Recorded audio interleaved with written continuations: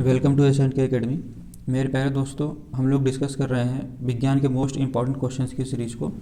Set 1 series हमने cover कर लिया है। इस सीरीज़ का यह सेट 2 वीडियो है दोस्तों, जो कि एनसीईआरटी बेस्ड पर तैयार किया गया है, जिसमें सभी क्वेश्चंस को हम डिटेल एक्सप्लेनेशन के साथ कवर करेंगे। अगर आपको क्वेश्चंस दोस्तों पसंद आते हैं तो आप चैनल को सब्सक्राइब करिएगा, लाइक करिएगा, अपने दोस्तों के साथ शेयर जरूर करिएगा। और साथ ही अगर आपको अच्छे लगते हैं दोस्तों, तो आने वाली सीरीज़ के सभी वीडियो पाने के लिए आप सब्सक्राइब के साथ बेल आइकन जरूर प्रेस कर लीजिएगा।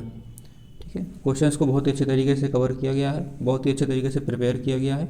इसमें एनसीईआरटी की सारी किताबें जो होंगी आपकी सारी कवर हो जाएंगी। आपको एक्स्ट्रा पढ़ने की मेरे ख्याल से कोई ज़रूरत नहीं पड़ेगी। चलिए डिस्कस करते हैं आज के सेट 2 वीडियो को। सेट 1 हमने कवर कर लिया है। अगर आपने सेट 1 वीडियो नहीं देखा है तो उसे आप ज़रूर देखें। क्वेश्चंस को बहुत अच्छी तरीके से कवर किया गया है इसमें डिटेल एक्सप्लेनेशन के साथ। चलिए डिस्कस करते हैं आज का सेट 2 वीडियो।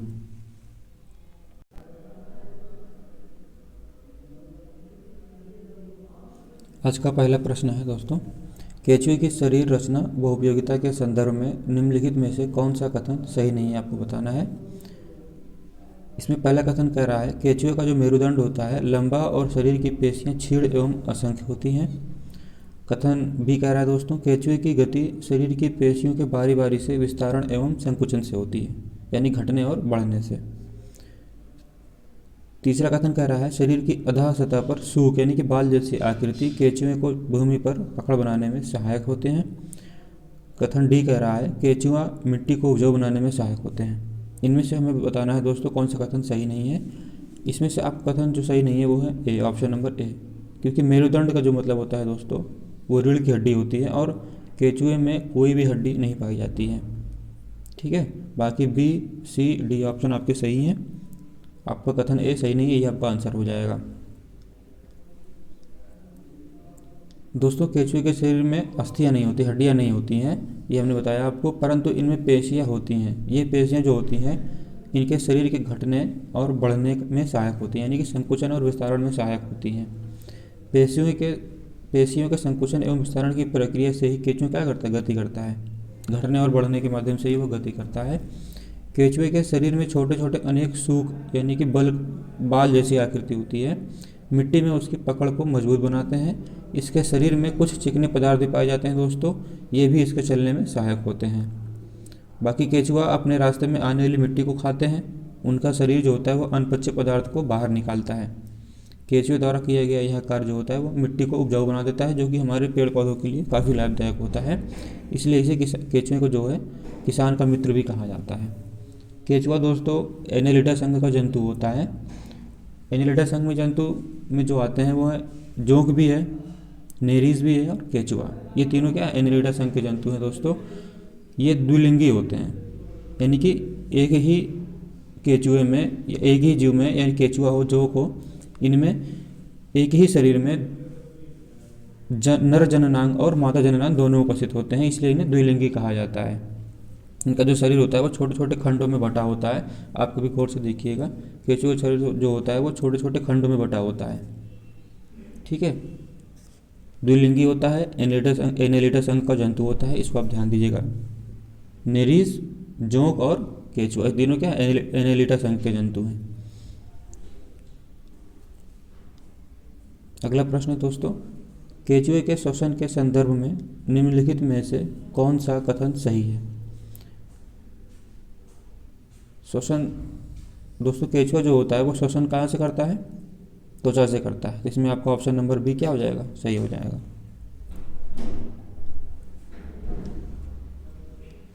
अगला प्रश्न है निम्नलिखित कथनों पर विचार कीजिए।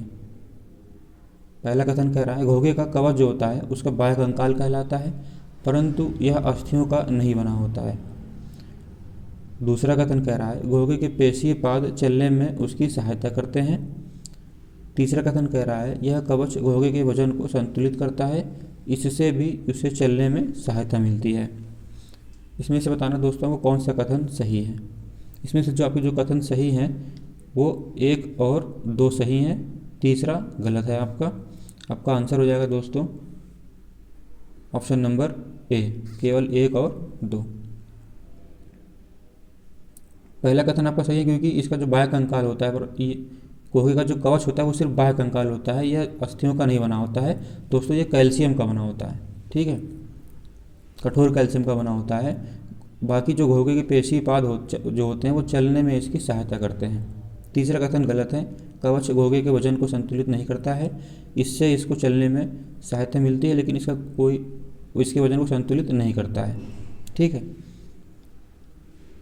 देख लेते हैं। देखिए, घोंघे का जो कवच होता है दोस्तों वो बाह्य कंकाल है, परंतु यह अस्थियों का नहीं बना होता है। यह कवच एकक होता है और यह घोंघे को चलने में कोई सहायता नहीं करता है। इसका जो कवच होता है घोंघे का, उसे चलने में उससे कोई सहायता नहीं होती है, यह घोंघे के साथ खींचता जाता है, इसलिए कथन 3 क्या हो जाएगा आपका, गलत हो जाएगा। ठीक है, घोंघे के पाद जो होते हैं एक मोटी मांसल संरचना के रूप में होते हैं जो दृढ़ पेशियों के बने होते हैं। घोंघा अपने इन्हीं पेशियों पाद की सहायता से ही चलता है, कवच में चलने में कोई सहायता नहीं मिलती है। इसका जो कवच होता है वो कठोर कैल्शियम का बना होता है। ठीक है दोस्तों, घोंघा जो होता है वो मोलस्का संघ का जंतु होता है। घोंघा जो है मोलस्का संघ का जंतु होता है।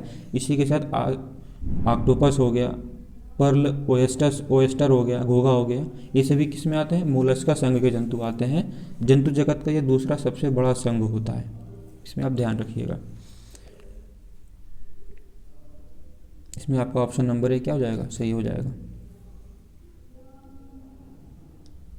अगला प्रश्न है दोस्तों, पौधों और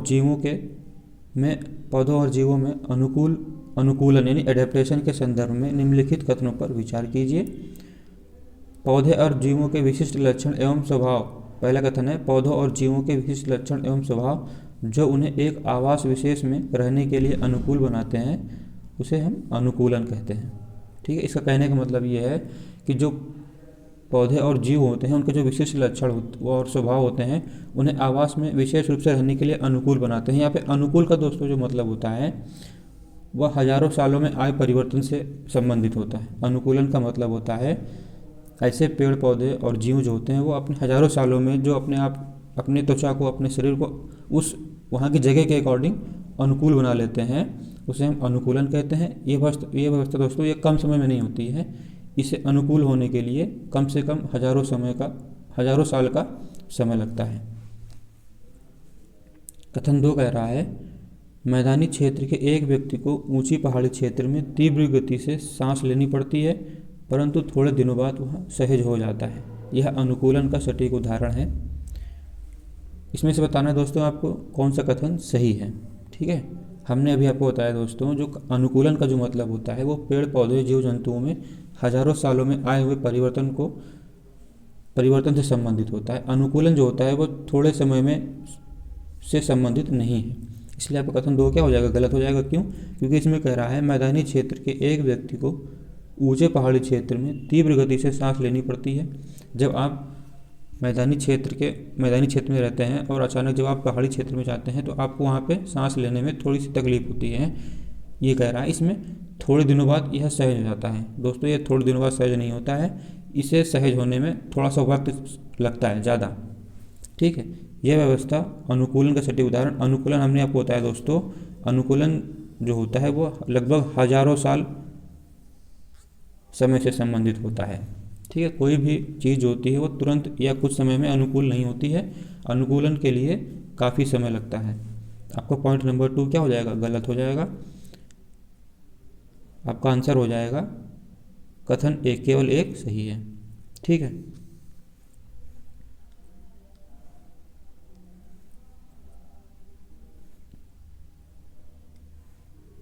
अगला प्रश्न है, किसी सजीव का परिवेश जिसमें वह रहता है आवास कहलाता है।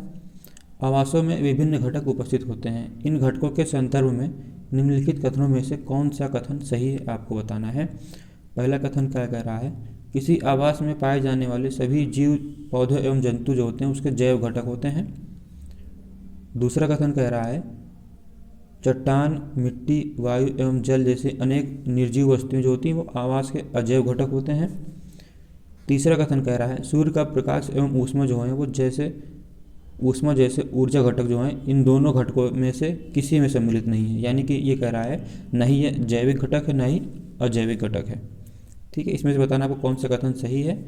इसमें दोस्तों आपको कथन 1 और कथन 2 सही है, कथन 3 गलत है, क्योंकि जो सूर्य का प्रकाश और ऊष्मा है दोस्तों वो भी अजैव घटक के अंतर्गत आते हैं। ठीक है, अजैव घटक के अंतर्गत ही आते हैं सूर्य का प्रकाश एवं ऊष्मा। दोस्तों जैविक और अजैविक घटक जो होते हैं वो पारिस्थितिक तंत्र के घटक होते हैं। जैविक घटक में क्या होते हैं, ये जीवित अवयव होते हैं, यानी कि जो पौधे और जंतु जीवित होते हैं उन्हें हम जैविक घटक कहते हैं। जो अजैव घटक होते हैं जैसे जो कि जीवों और पौधों के लिए बहुत ही आवश्यक होते हैं, चट्टान हो गया, मिट्टी हो गया, वायु हो गया, जल हो गया, सूर्य का प्रकाश हो गया, ये सभी क्या है, अजैविक घटक के अंतर्गत आते हैं।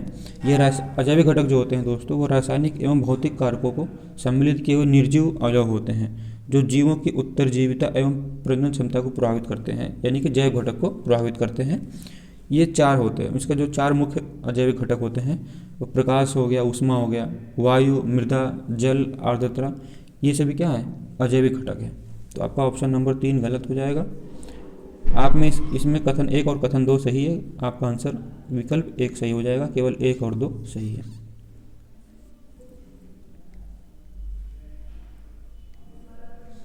अगला प्रश्न है दोस्तों, ऊँट मरुस्थलीय परिस्थितियों के लिए अनुकूलित होता है, उसके अनुकूलन के संदर्भ में निम्नलिखित कथनों पर विचार कीजिए। पहला कथन कह रहा है उसके पैर लंबे होते हैं जिससे उसका शरीर रेत की गर्मी से दूर रहता है। दूसरा कथन कह रहा है उसमें मूत्रोत्सर्जन की मात्रा बहुत कम होती है तथा मल जो होते हैं वो शुष्क होते हैं। तीसरा कथन कह रहा है उसको पसीना नहीं आता है। इसमें से बताना आपको कौन से कथन सही हैं। दोस्तों इसमें आपके तीनों कथन सही हैं, 1, 2 और 3। उसके पैर लंबे होते हैं जिसकी वजह से रेत शरीर जो होते हैं वो रेत की गर्मी से दूर होते हैं। जो रेतीला स्थान होता है दोस्तों वह दिन में काफ़ी गर्म होता है, रात में ठंडा होता है। तो यहाँ पे जो मरुस्थलीय जीव जंतु जैसे ऊँट है उसके पैर लंबे होते हैं, उसका शरीर जो होता है वो रेत से दूर होता है, इसलिए उसको गर्मी कम लगती है। दूसरा है मूत्रोत्सर्जन की मात्रा बहुत कम होती है, यानी कि उसमें पेशाब बहुत कम करते हैं ऊँट लोग, और उसका जो मल होता है वह सूखा होता है, शुष्क होता है। ठीक है, पानी की कमी की वजह से। तीसरा है उसको पसीना नहीं आता है, ऊँट को पसीना नहीं आता है जिसकी वजह से ऊँट जो है काफ़ी दिनों तक बिना पानी पिए भी रह सकता है। कथन इसमें आपका 1, 2 और 3 तीनों सही है, ऑप्शन नंबर डी आपका सही हो जाएगा।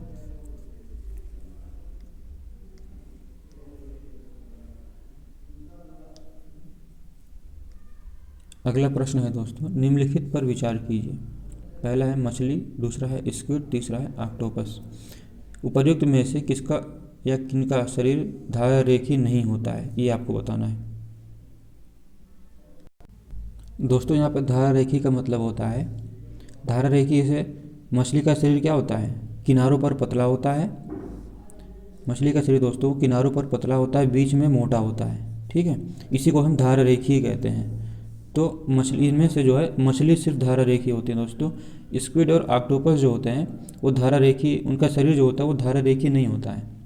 ठीक है, इसमें आपका ऑप्शन नंबर केवल 1 सही हो जाएगा। धारारेखी होने की वजह से दोस्तों उनमें गति करने में सहायक होते हैं। स्क्विड और ऑक्टोपस जो होते हैं वो जब उनका शरीर जो धारारेखी होता तो नहीं है, लेकिन जब वो गति करते हैं तो अपने शरीर को धारारेखी बना लेते हैं ताकि उन्हें गति करने में सहायक हों। दोस्तों मछली को पानी में गति करने में सहायक होते हैं धारारेखी जो होते हैं। ठीक है, धारारेखी की वजह से मछली के शरीर में दोस्तों चिकने शल्क पाए जाते हैं। चिकने शल्कों से उनका शरीर ढका होता है, छोटे छोटे सिक्कों के नुमा आपने देखा होगा। ये शल्क जो होते हैं मछली को सुरक्षा प्रदान करते हैं, साथ ही जल में सुगम गति में भी ये सहायक होते हैं। दूसरे बहुत से समुद्री जीव ऐसे हैं जिनका शरीर धारारेखी होता है, लेकिन स्क्विड और ऑक्टोपस का शरीर जो है दोस्तों वो धारारेखी नहीं होता है। समुद्री जीव जंतुओं का शरीर आमतौर पर धारारेखी नहीं होता है, स्क्विड और ऑक्टोपस जैसे। जब वे जल में चलते हैं तो अपने शरीर को क्या बना लेते हैं, धारारेखी बना लेते हैं। तो इसमें आपका आंसर हो जाएगा केवल 1,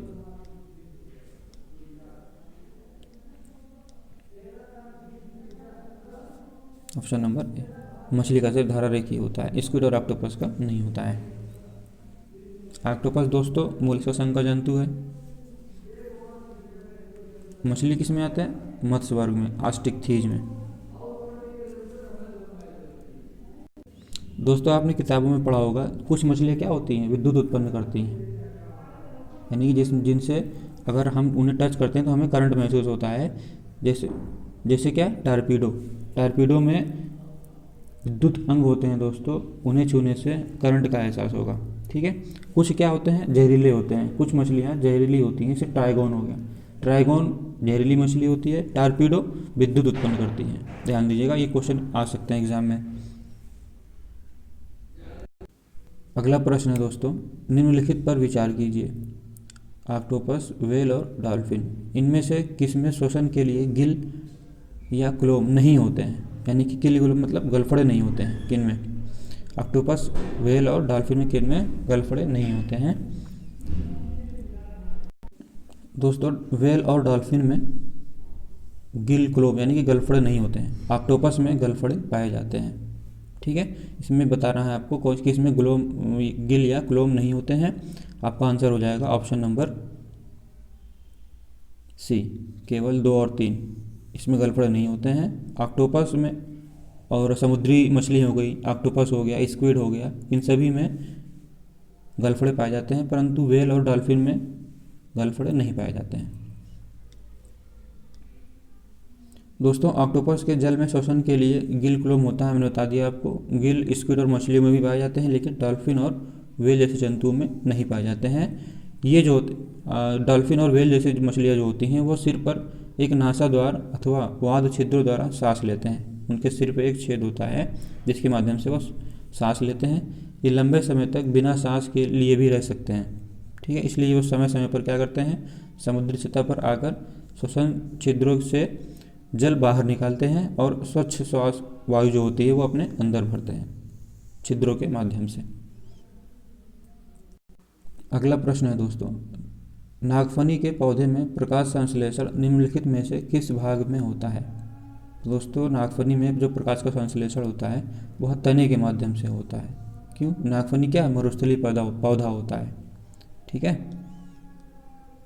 नागफनी दोस्तों एक मरुस्थलीय पौधा है। मरुस्थलीय पौधे क्या करते हैं, वाष्पोत्सर्जन द्वारा जल की बहुत कम मात्रा को निष्कासित करते हैं। आमतौर पर क्या होता है, जो पौधे होते हैं दोस्तों वह पत्तियों के माध्यम से वायु को क्या है, वायुमंडल में निष्कासित करते हैं। लेकिन जो नागफनी का पौधा होता है, मरुस्थलीय पौधा होने के कारण, पानी की कम मात्रा मिलने के कारण यह वाष्पोत्सर्जन की द्वारा जल की बहुत कम मात्रा को निष्कासित करता है। मरुस्थलीय पौधे जो होते हैं वो पत्तियाँ उनमें या तो अनुपस्थित होती हैं या फिर बहुत छोटी होती हैं। कुछ पौधे तो ऐसे होते हैं जो पौधों में पत्तियाँ क्या करती हैं, कांटों का रूप ले लेती हैं मरुस्थलीय इलाकों में। इससे पत्ती में क्या होता है, होने वाले वाष्पोत्सर्जन जो होता है, जल का निष्कासन जो होता है वह बहुत ही कम मात्रा में हो जाता है। ठीक है। नागफनी में पत्ती जैसी संरचना, वास्तव में इसका क्या होता है, तना होता है। इसमें प्रकाश संश्लेषण सामान्यतः तने में होता है नागफनी के पौधे में। तना एक मोटी मोमी परत से ढका होता है नागफनी का, जिससे पौधों को जल संरक्षण में सहायता मिलती है। अधिकतर मरुस्थलीय पौधे की जड़ें क्या होती हैं, अवशोषण के लिए मिट्टी में बहुत गहराई तक चली जाती हैं पानी की तलाश में। ठीक है। इसमें आपका आंसर हो जाएगा ऑप्शन नंबर बी, तना।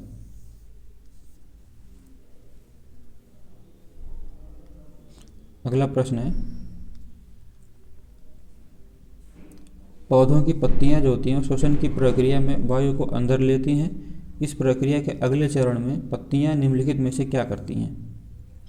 पहले तो पौधों की पत्तियां श्वसन की प्रक्रिया को वायु को अंदर लेती हैं। उसके बाद जो इसमें कह रहा है अगले प्रक्रिया में, अगले चरण में पत्तियां निम्नलिखित में से क्या करती हैं?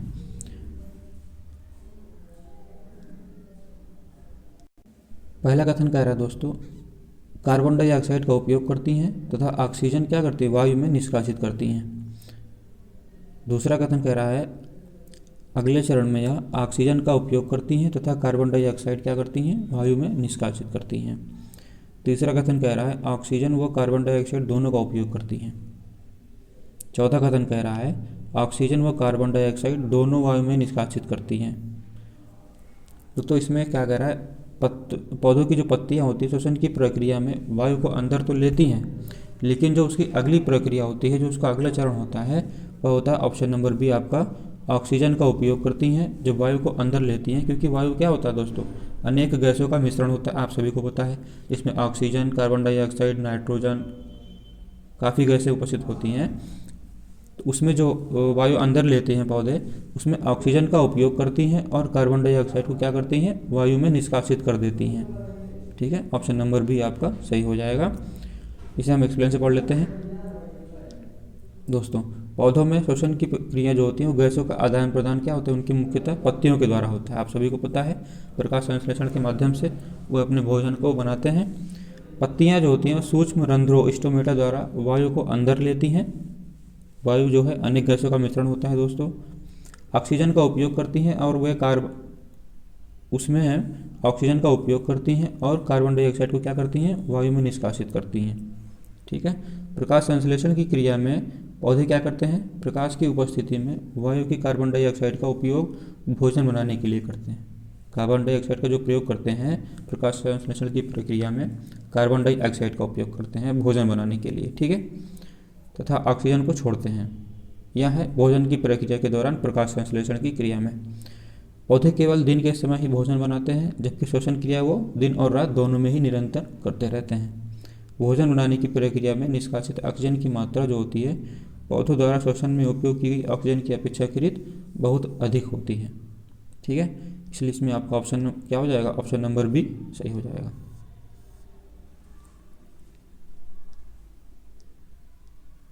अगला प्रश्न है दोस्तों, निम्नलिखित में से किसमें या किनमें श्वसन क्रिया संपन्न होती है। पौधों में, जीव में, बीज में।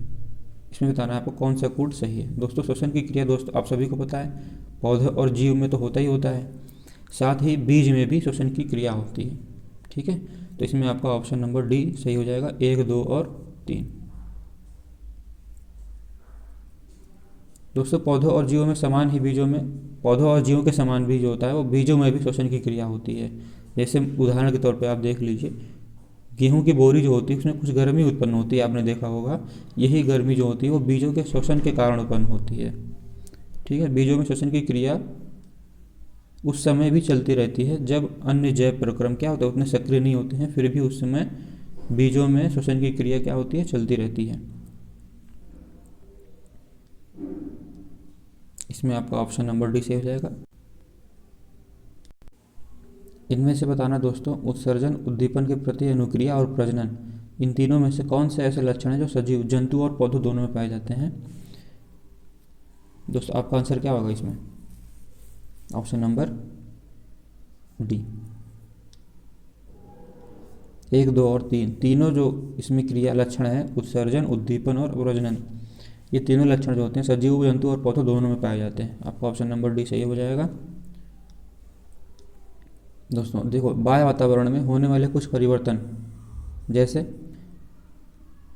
कांटा चुभना, तेज प्रकाश, प्रिय व्यंजन इत्यादि को हम क्या कहते हैं, उद्दीपन कहते हैं। सभी सजीव जो होते हैं वो उद्दीपन के प्रति अनुक्रिया करते हैं। ठीक है, जब आपको तेज प्रकाश होता है तो आप अपनी आंखें क्या कर लेते हैं, बंद कर लेते हैं। कांटा चुभता है तो आपको तुरंत एहसास होता है। प्रिय व्यंजन, इन सभी के प्रति क्या, यह उद्दीपन प्रक्रिया है और इसी के प्रति जो क्रिया होती है उसे हम अनुक्रिया, इस उद्दीपन के प्रति अनुक्रिया कहते हैं। ठीक है, जैसे पौधों में अगर बात करें तो छुई मुई का जो पौधा होता है दोस्तों, पत्तियों को छूने पर क्या अचानक सिकुड़ जाती हैं, ये भी क्या है, पौधों में उद्दीपन के प्रति अनुक्रिया है। ठीक है, तो उद्दीपन के प्रति अनुक्रिया पौधों और जंतु दोनों में होते हैं। प्रजनन पौधों और जंतु दोनों में होता है। ठीक है, प्रजनन की जो क्रिया होती है पौधों जंतु दोनों में होती है, लेकिन दोनों के में प्रजनन के प्रति तरीके क्या हैं, अलग अलग हैं। ठीक है, उत्सर्जन आपको पता है, पौधे गैसों का उत्सर्जन करते हैं। ठीक है, मानव के द्वारा भी उत्सर्जन की प्रक्रिया होती है मूत्र के माध्यम से। इसमें आपका ऑप्शन नंबर डी सही हो जाएगा, 1, 2 और 3।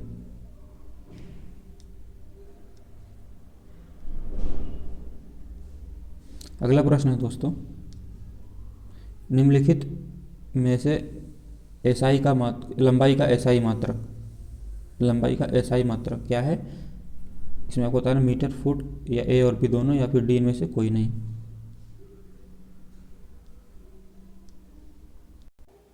दोस्तों, लंबाई का जो एसआई मात्रक होता है वो होता है मीटर। ऑप्शन नंबर ए आपका सही हो जाएगा। एसआई पद्धति के अंतर्गत दोस्तों 7 मूल मात्रकों तथा 2 संपूरक मात्रकों को स्वीकार किया गया है।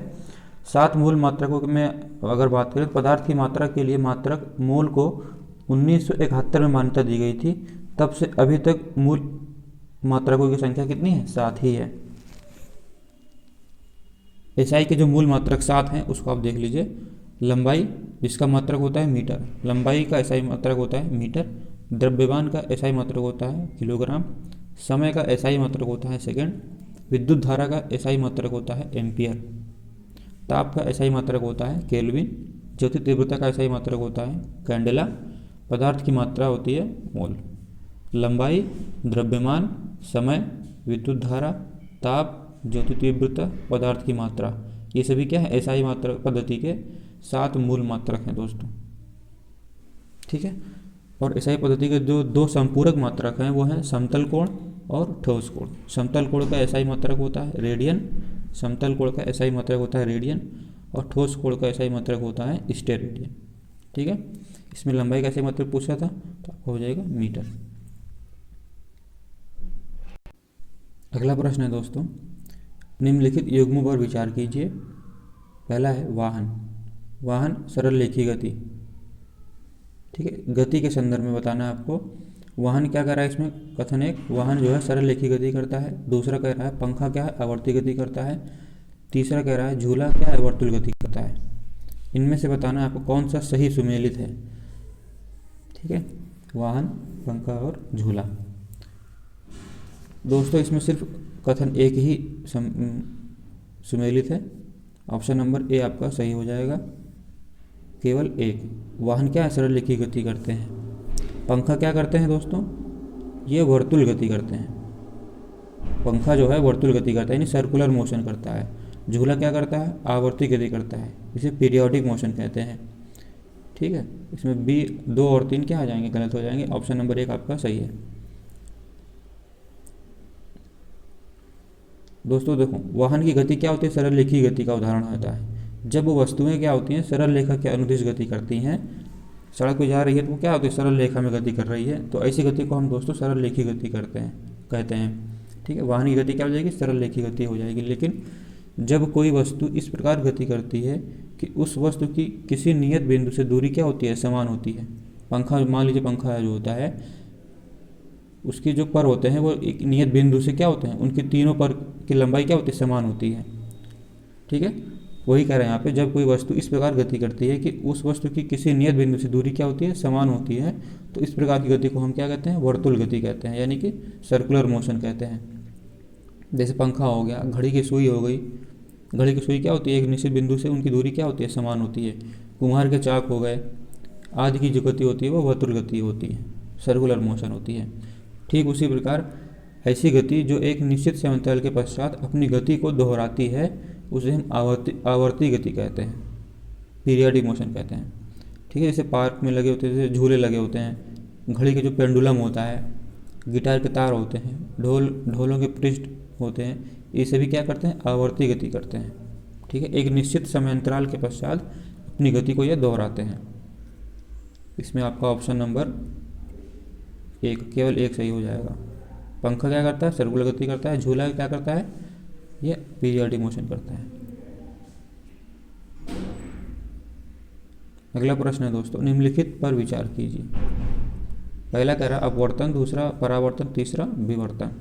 इनमें से बताना है आपको दर्पण में प्रतिबिंब के बनने के लिए उपर्युक्त में से कौन सी घटना या घटनाएं आवश्यक है। दर्पण में प्रतिबिंब के बनने के लिए इनमें से अपवर्तन, परावर्तन और विवर्तन के लिए कौन सी घटनाएं आवश्यक हैं। दोस्तों दर्पण में प्रतिबिंब के बनने के लिए हमें सिर्फ परावर्तित प्रकाश के परावर्तित किरण की जरूरत पड़ती है। ठीक है, सिर्फ यही घटनाएं हमें आवश्यक हैं दर्पण में प्रतिबिंब के बनने के लिए। परावर्तन, ठीक है दोस्तों, प्रकाश का जो परावर्तन होता है, ये फिगर हमने बनाया है, इसमें देख लीजिए। प्रकाश का जो परावर्तन होता है, प्रकाश किरण का किसी चिकने पृष्ठ, यानी कि ये जो पृष्ठ है आपका, ये जो पृष्ठ है, इसे शीशा या जल जो भी चिकने पृष्ठ होते हैं, प्रकाश के किरण का किसी चिकने पृष्ठ से टकरा कर किसी कोण पर मुड़ जाना, उसे हम क्या कहते हैं? प्रकाश का परावर्तन कहते हैं। जिस पृष्ठ से टकराकर प्रकाश किरणें मुड़ती हैं उसे हम परावर्तक पृष्ठ कहते हैं। यानी कि ये जो पृष्ठ है आपका, यहाँ से जो प्रकाश की किरणें आ रही हैं, ये वाली, यहाँ पृष्ठ से टकरा के मुड़ जाती है, इसे हम क्या कहते हैं, परावर्तक पृष्ठ कहते हैं। परावर्तक पृष्ठ पर आने वाली किरण जो होती है, ये किरण जो आने वाली किरण है, इसे हम आपतित किरण कहते हैं। ठीक है, परावर्तक पृष्ठ पर आने वाली किरण को हम क्या कहते हैं, आपतित किरण कहते हैं। एवं परावर्तक पृष्ठ से दूर जाने वाली किरण को हम परावर्तित किरण कहते हैं। परावर्तक पृष्ठ से दूर जाने वाली किरणों को हम, ये वाली किरणों को हम क्या कहते हैं, परावर्तित किरण कहते हैं। दोस्तों, आपतित किरण पृष्ठ के जिस बिंदु पर पड़ती हैं, यानी कि ये जो आपतित किरण है ये पृष्ठ के जिस बिंदु पर पड़ती हैं उस बिंदु पर परावर्तक पृष्ठ से समकोण बनाती है एक रेखा बनती है। ये वाली रेखा जो होती है समकोण बनाती है एक रेखा होती है, इसे हम अभिलंब कहते हैं। ठीक है, इसे हम अभिलंब कहते हैं, इस रेखा को अभिलंब कहते हैं। अभिलंब और आपतित किरण, यानी कि ये जो आपतित किरण है, अभिलंब और आपतित किरण के बीच जो कोण बनता है ये वाला, इसे हम आपतन कोण कहते हैं। ठीक है, उसी प्रकार अभिलंब और परावर्तित किरण, अभिलंब और परावर्तित किरण के बीच जो कोण बनता है उसे हम परावर्तन कोण कहते हैं। ठीक है, दर्पण क्या होता है, दर्पण दोस्तों वह वस्तु जिसमें परावर्तक जो होता है, ठीक है, परावर्तक पृष्ठ जो होता है, ये पृष्ठ जो परावर्तक पृष्ठ जो होता है इस प्रकार का हो कि परावर्तित किरण आपतित किरण की प्रतिकृति हो, उसे हम क्या कहते हैं, दर्पण कहते हैं। ठीक है, तो दर्पण में प्रतिबिंब बनने के लिए हमें सिर्फ परावर्तन, प्रकाश के परावर्तन की जरूरत पड़ती है, रिफ्लेक्शन की। आपका ऑप्शन नंबर केवल बी सही हो जाएगा, केवल 2।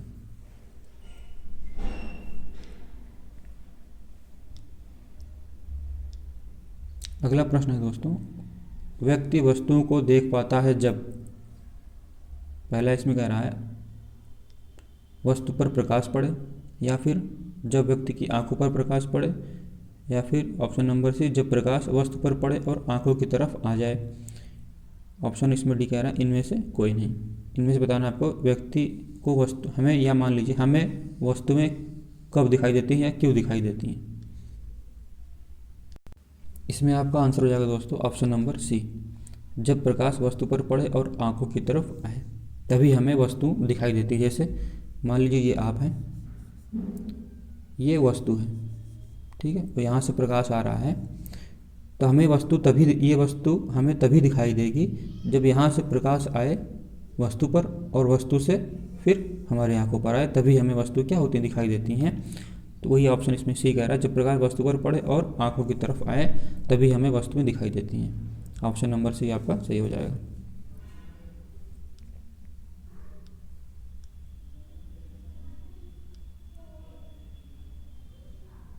अगला प्रश्न कह रहा है निम्नलिखित कथनों पर विचार कीजिए। पहला कह रहा है विद्युत सेल, इसमें संचित विद्युत सेल जो होता है उसमें संचित रासायनिक पदार्थों से विद्युत उत्पन्न करता है। ठीक है, दूसरा कथन कह रहा है विद्युत सेल में एक सिरा धनात्मक होता है, दूसरा सिरा क्या होता है, ऋणात्मक होता है। ऑप्शन नंबर 3, कथन 3 कह रहा है विद्युत स्विच का उपयोग हम विद्युत धारा के प्रवाह को रोकने या प्रारंभ करने के लिए करते हैं। इसमें से बताना आपको कौन से कथन सही है। दोस्तों इसमें आपके तीनों कथन सही हैं, 1, 2 और 3 तीनों कथन सही हैं। आपका ऑप्शन डी सही हो जाएगा, 1, 2 और 3। ठीक है, क्योंकि विद्युत सेल दोस्तों उसमें संचित रासायनिक पदार्थों से विद्युत उत्पन्न करता है। विद्युत सेल दोस्तों एक ऐसा यंत्र होता है जो कि रासायनिक ऊर्जा को विद्युत ऊर्जा में बदलता है। ठीक है, उसमें रासायनिक पदार्थ भरे होते हैं जिसके माध्यम से हमें विद्युत उत्पन्न होते हैं। दूसरा कथन कह रहा है विद्युत सेल में एक सिरा धनात्मक होता है, दूसरा सिरा ऋणात्मक होता है। ये भी कथन आपका सही है। विद्युत सेल का जो एक सिरा होता है धनात्मक होता है, एक सिरा ऋणात्मक होता है। ठीक है, ये सिरा आपका धनात्मक होता है, ये सिरा ऋणात्मक होता है। तीसरा विद्युत स्विच का उपयोग हम, आपको पता है दोस्तों हम क्यों करते हैं, क्योंकि विद्युत धारा के प्रवाह को रोकने या प्रारंभ करने के लिए, यानी कि ऑन ऑफ करने के लिए हम विद्युत स्विच का उपयोग करते हैं। ठीक है, इसलिए आपको तीनों कथन सही हो जाएगा। सेल दोस्तों 2 प्रकार के होते हैं, आपको पता है, प्राथमिक सेल और द्वितीयक सेल। प्राथमिक सेल वो होते हैं जो एक बार डिस्चार्ज होने के बाद उसे हम दोबारा उपयोग नहीं कर सकते हैं चार्ज करके, उसे हम प्राथमिक सेल कहते हैं। द्वितीयक सेल किसे कहते हैं, जिसे हम एक बार डिस्चार्ज हो जाएंगे अगर वो सेल, उसे हम दोबारा चार्ज करके फिर से इस्तेमाल कर सकते हैं, उसे हम द्वितीयक सेल कहते हैं। जैसे कि मोबाइल का फ़ोन हो गया, मोबाइल फ़ोन की बैटरी हो गई, उसे भी क्या द्वितीयक सेल के उदाहरण है। दोस्तों आपने मोबाइल खरीदते समय देखा होगा मोबाइल सेल में जो लिखा होता है 4000 mAh, 5000 mAh, उस mAh का मतलब क्या होता है, उस mAh का फुल फॉर्म होता है मिली एम्प आवर। mAh जो लिखा होता है उसका फुल फॉर्म होता है मिली एम्प आवर। किसी विद्युत बैटरी की विद्युत ऊर्जा धारिता यानी कि उसकी कैपेसिटी को व्यक्त करने के लिए हम एम्पियर आवर का उपयोग करते हैं। ठीक है, वही mAh लिखा होता है बैटरी में। इसको ध्यान देना, mAh का फुल फॉर्म होता है मिली एम्प आवर। अगला प्रश्न है दोस्तों, निम्नलिखित पर विचार कीजिए। पहला कथन कह रहा है थर्माकोल, वायु, मानव शरीर, एल्यूमिनियम। इनमें से बताना है दोस्तों आपको कौन सा विद्युत चालक का सर्वश्रेष्ठ उदाहरण है। ठीक है, कौन सा विद्युत चालक का उदाहरण है इनमें से थर्माकोल, वायु, मानव शरीर और एल्यूमिनियम में। दोस्तों जिन पदार्थों से होकर विद्युत धारा प्रवाहित होती है वे क्या कहते हैं, विद्युत के चालक कहलाते हैं। ठीक है, विद्युत के चालक यानी सुचालक। जिन पदार्थों से होकर विद्युत धारा प्रवाहित हो सकती है वह विद्युत के चालक कहलाते हैं, तथा जिन पदार्थों से होकर विद्युत धारा प्रवाहित नहीं हो पाती है उसे हम विद्युत रोधक कहते हैं, उसे अचालक कहते हैं।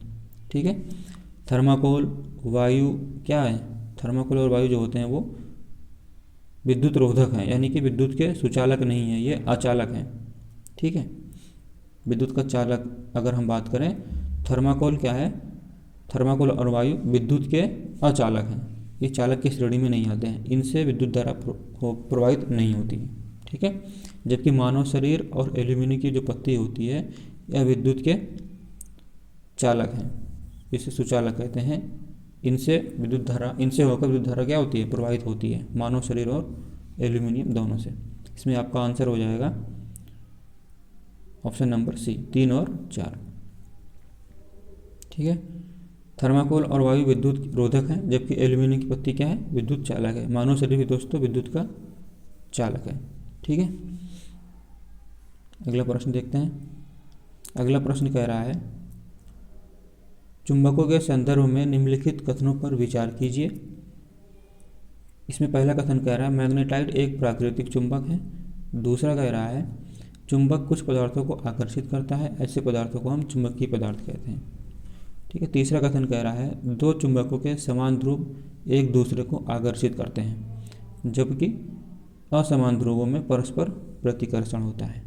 ठीक, इसमें से बताना है आपको दोस्तों कौन सा कथन सही है। ठीक है, ऑप्शन कथन के अकॉर्डिंग दोस्तों कथन 1 और 2 आपके सही हैं, कथन 3 आपका गलत है। ठीक है, क्यों गलत है हम देख लेते हैं। दोस्तों मैग्नेटाइट एक प्राकृतिक चुंबक है। ठीक है, मैग्नेटाइट एक प्राकृतिक चुंबक है, इसमें लोहा उपस्थित होता है। चुंबक लोहा हो गया, निकल हो गया, कोबाल्ट हो गया, जैसे पदार्थों को आकर्षित करता है, ऐसे पदार्थों को हम चुंबकीय पदार्थ कहते हैं। ठीक है, जो पदार्थ चुंबक से आकर्षित नहीं होते हैं उसे हम अचुंबकीय पदार्थ कहते हैं, तथा जो पदार्थ चुंबक से आकर्षित होते हैं उसे हम चुंबकीय पदार्थ कहते हैं। जो पदार्थ चुंबक से आकर्षित नहीं होते हैं वे अचुंबकीय पदार्थ कहलाते हैं। ठीक है दोस्तों, प्रत्येक चुंबक के 2 ध्रुव होते हैं। ठीक है, उत्तरी ध्रुव और दक्षिणी ध्रुव। अगर हम किसी चुंबक को धागे से स्वतंत्रतापूर्वक लटका देते हैं, ठीक है, अगर आप किसी चुंबक को धागे से लटकाते हैं तो वो हमेशा उत्तर और दक्षिण दिशा में ही रुकता है। ठीक है, वो हमेशा उत्तर और दक्षिण दिशा में ही रुकेगा। ठीक है, उसका उत्तर दिशा उत्तरी ध्रुव कहलाता है, दक्षिण दिशा पर जो ध्रुव होता है वो दक्षिणी ध्रुव कहलाता है। ठीक है, प्रत्येक चुंबक के 2 ध्रुव होते हैं, उत्तरी ध्रुव और दक्षिणी ध्रुव। अगर स्वतंत्रतापूर्वक लटकाते हैं तो चुंबक से क्या होता है, उत्तर दक्षिण दिशा में ही आकर रुकता है। ये क्वेश्चन एग्जाम में कई बार आ चुका है दोस्तों। देखिए 2 चुंबकों के असमान ध्रुव जो होते हैं, यानी कि नॉर्थ और साउथ। ठीक है, एक चुंबक का नॉर्थ और साउथ, दूसरे चुंबक का 2 चुंबक लीजिए, एक नॉर्थ और साउथ। ठीक है, दोनों चुंबक के ध्रुव होते हैं नॉर्थ और साउथ। जब 2 चुंबकों के असमान ध्रुव जो होते हैं दोस्तों वो एक दूसरे को आकर्षित करते हैं। ठीक है, ये मान लीजिए 2 ध्रुव है, 2 चुंबक हैं, एक चुंबक ये हो गया, एक चुंबक ये हो गया। ठीक है, ये नॉर्थ हो गया, ये साउथ हो गया। ठीक है, तो ये वाला जो ध्रुव होगा इस ध्रुव को आकर्षित करेगा और ये वाला ध्रुव जो होगा वो इस ध्रुव को आकर्षित करेगा। ठीक है, तो वही यहाँ पे कह रहा है 2 चुंबकों के असमान ध्रुव जो होते हैं वो एक दूसरे को आकर्षित करते हैं, जबकि समान ध्रुवों से परस्पर प्रतिकर्षण होता है। समान ध्रुवों से एक दूसरे से क्या होते हैं, दूर जाते हैं। ठीक है, साउथ वाला ध्रुव इस साउथ वाले ध्रुव से दूर जाएगा, जबकि नॉर्थ और साउथ दो होंगे क्या होंगे, एक दूसरे से आकर्षित होंगे। इसमें जो आपका कथन कह रहा था, दो चुंबकों के समान ध्रुव एक दूसरे को आकर्षित करते हैं, ये आपका गलत हो जाएगा, क्योंकि दो चुंबकों के असमान ध्रुव जो होते हैं दोस्तों वो एक दूसरे को आकर्षित करते हैं। ठीक है, नॉर्थ सिरा दूसरे, एक चुंबक का नॉर्थ सिरा दूसरे चुंबक के साउथ सिरे को आकर्षित करेगा। ठीक है, तो ये आपका कथन गलत हो जाएगा। जबकि असमान ध्रुव जो होते हैं वो परस्पर प्रतिकर्षण होते हैं, ये गलत हो जाएगा। ठीक है, समान ध्रुव जो होते हैं वो परस्पर प्रतिकर्षण करते हैं। एक चुंबक का साउथ सिरा मान लीजिए, दूसरे चुंबक का साउथ सिरा जो होगा वह परस्पर क्या होंगे, प्रतिकर्षण होंगे।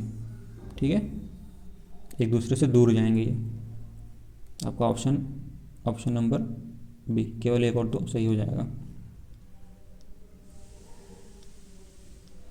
अगला प्रश्न है, निम्नलिखित पर विचार कीजिए। पहला कह रहा है वाष्पन, वाष्पोत्सर्जन और संघनन। इसमें से बताएं दोस्तों, उपर्युक्त में से किस या किन कारणों से बर्फयुक्त जल से भरे गिलास की बाहरी सतह क्या होती है, जल की छोटी बूंदों पर एकत्र हो जाते हैं। इसका कहने का मतलब है, जब आप जल से भरे गिलास में बर्फ़ के टुकड़े डालते हैं तो उसकी जो बाहरी सतह होती है दोस्तों, उस पर छोटी छोटी बूंदें क्या एकत्रित हो जाती हैं। उसमें से बताना आपको किन कारणों से होता है।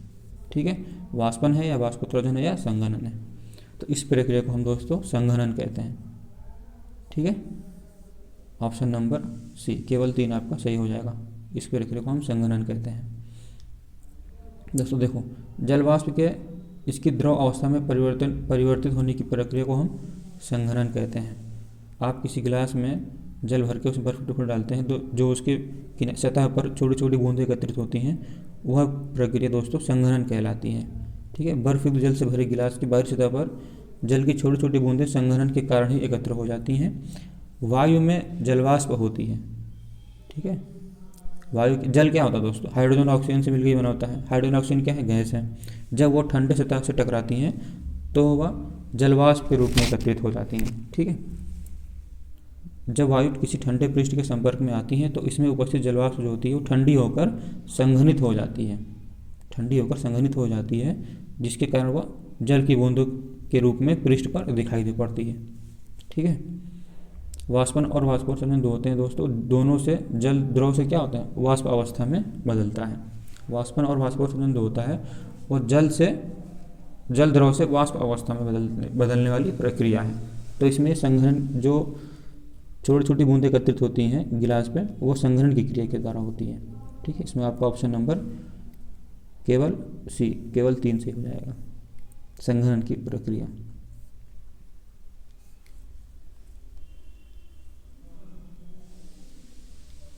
अगला प्रश्न है, जल चक्र के संदर्भ में निम्नलिखित कथनों पर विचार कीजिए। जल चक्र के संदर्भ में पहला कथन है, वायु में जल वाष्पन तथा संघनन के प्रक्रमों द्वारा प्रवेश करता है। वायु में जो है जल जो है वाष्पन और संघनन के प्रक्रमों द्वारा प्रवेश करता है। दूसरा कथन कह रहा है, जल को पृथ्वी के पृष्ठ पर पुनः वापस लाने के लिए वाष्पोत्सर्जन प्रक्रम की महत्वपूर्ण भूमिका है।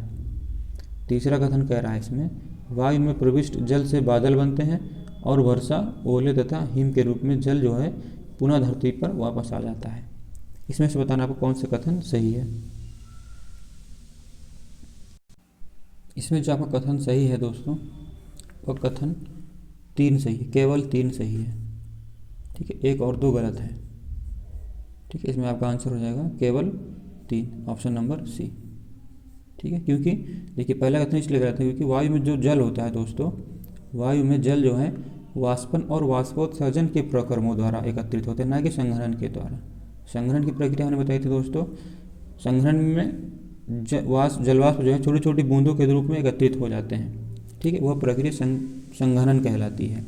जबकि वायु में जो जल होते हैं वह वाष्पन और वाष्पोत्सर्जन के प्रक्रमों द्वारा प्रवेश करता है। ठीक है, दूसरा कथन कह रहा है, जल को पृथ्वी के पृष्ठ पर पुनः वापस लाने में वाष्पोत्सर्जन प्रक्रम की महत्वपूर्ण भूमिका होती है। ये गलत हो जाएगा, क्योंकि जल को पृथ्वी के पृष्ठ पर, जल को अगर बादल से आप जल को पृथ्वी पर लाते हैं तो उस प्रक्रिया को हम संघनन प्रक्रम की महत्वपूर्ण भूमिका होती है उसमें, संघनन की प्रक्रिया होती है उसमें। ठीक है, वाष्पोत्सर्जन की नहीं होती, संघनन की प्रक्रिया होती है। ये कथन आपका गलत हो जाएगा। ऑप्शन नंबर 3 आपका सही। वायु में प्रविष्ट जल जो होते हैं, जल से बादल बनते हैं और वर्षा, ओले तथा हिम के रूप में जल क्या होता है, पुनः धरती पर वापस आ जाता है।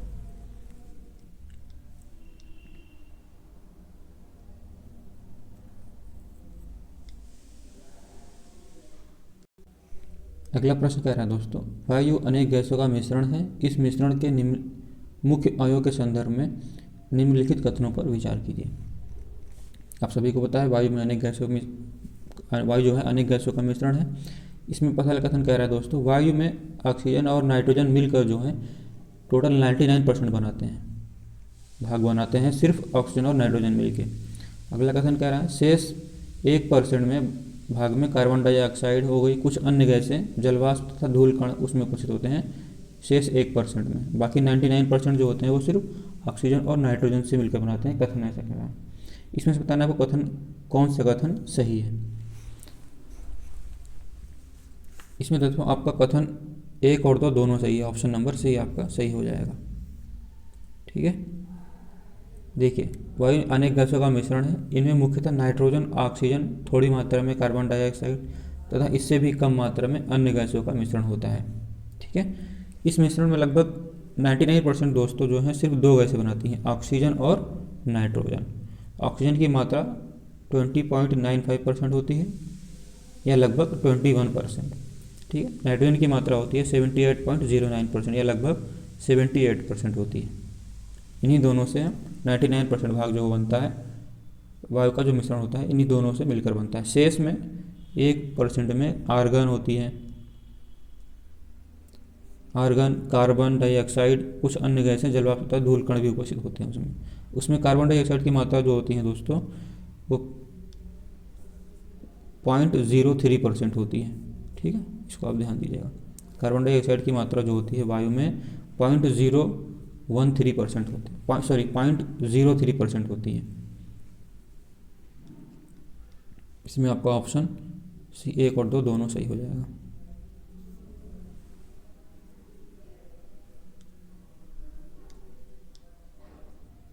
अगला प्रश्न है, वर्मी कंपोस्टिंग तथा कृमि कंपोस्टिंग में लाल केंचुओं का प्रयोग होता है।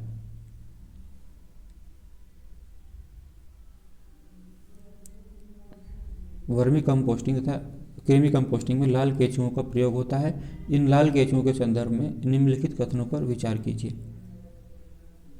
पहला कह रहा है, लाल केंचुओं के दांत नहीं होते हैं, ये भोजन को गिजड़ की सहायता से पीसते हैं। ठीक है, दूसरा कह रहा है, अंडे के छिलके अथवा समुद्री शंख, सीपी का चूरा भोजन जो को पीसने में केंचुए की क्या करते हैं, सहायता करते हैं। कथन 1 और कथन 2 ये कह रहे हैं। इसमें से बताना वो कौन सा कथन सही है। वर्मी कंपोस्टिंग तथा कृमि कंपोस्टिंग में लाल केंचुओं का प्रयोग होता है, ऐसा आपको पता है। इसी में लाल केंचुओं के संदर्भ में निम्नलिखित में से 2 कथन दिए गए हैं, इन्हीं में से बताना है कौन सा कथन सही है। दोस्तों इसमें कथन 1 और कथन 2 दोनों सही हैं। ठीक है, इसमें आपका ऑप्शन नंबर सी सही हो जाएगा। 1 और 2 दोनों सही हैं। देखिए लाल केंचुआ होता है दोस्तों, लाल केंचुओं की सहायता से कंपोस्ट बनाने की विधि को हम क्या कहते हैं, वर्मी कंपोस्टिंग तथा अथवा कृमि कंपोस्टिंग कहते हैं। ठीक है, ये भी सही है कि लाल केंचुओं के दांत नहीं होते हैं, इसमें एक विशेष संरचना होती है जिसे हम गिजड़ कहते हैं, जो भोजन को पीसने में इनकी क्या करते हैं, सहायता करते हैं।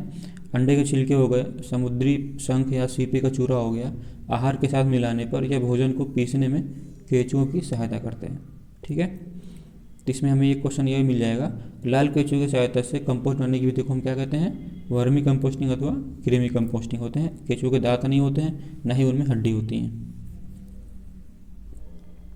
इसमें आपका ऑप्शन नंबर सी सही हो जाएगा। सी 1 और 2 दोनों।